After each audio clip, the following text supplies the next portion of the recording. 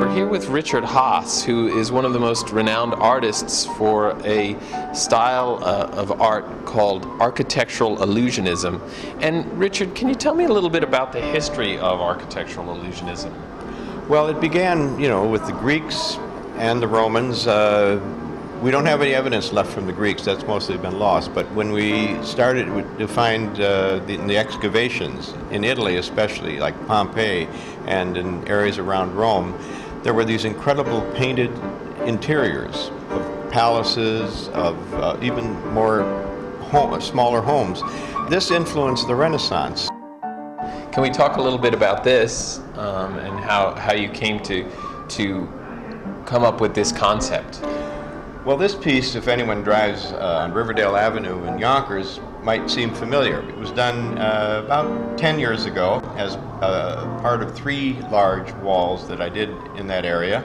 And what I was trying to sort of convey in this particular piece was a way of memorializing the Native Americans who occupied this site for thousands of years before the Europeans arrived, and they were members of the Algonquian tribe. What have you learned about creating this illusion over the years as you've become more and more proficient?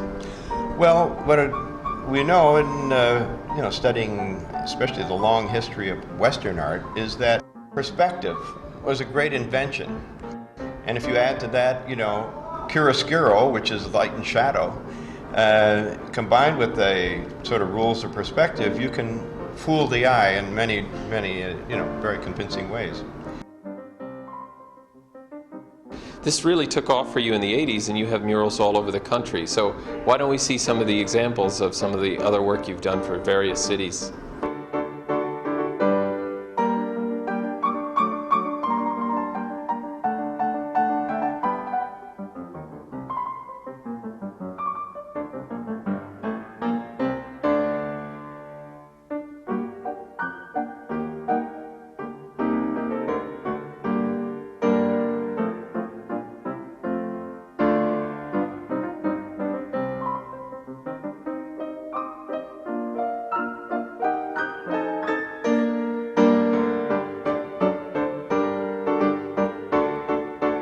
What I immediately saw was that there were these wonderful windows that kind of came in on both sides of the banking hall, and even extended into this outer space, and so that became the theme.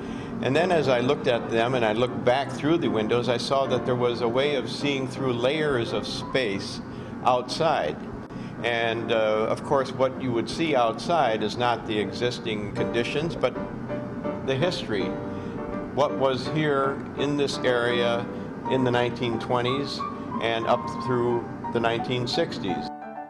I started looking through White Plains history particularly, and I was struck by the theaters. The theaters were, I think, a very important part of the city, and they were kind of wonderful buildings as well.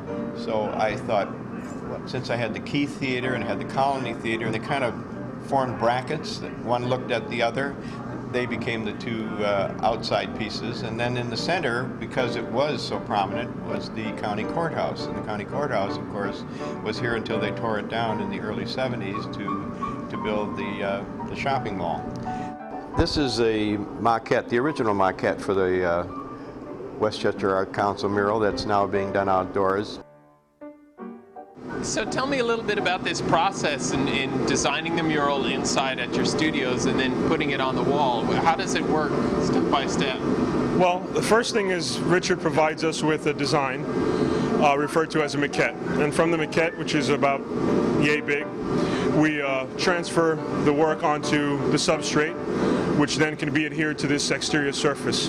And you can hear heaters in the background. We're doing this, it is very cold right now. What is the purpose of the heaters? How do they play a role here? Well, the paint is acrylic, and the glue is also an acrylic-based gel. And the tricky thing is that most paint has a cutoff temperature-wise.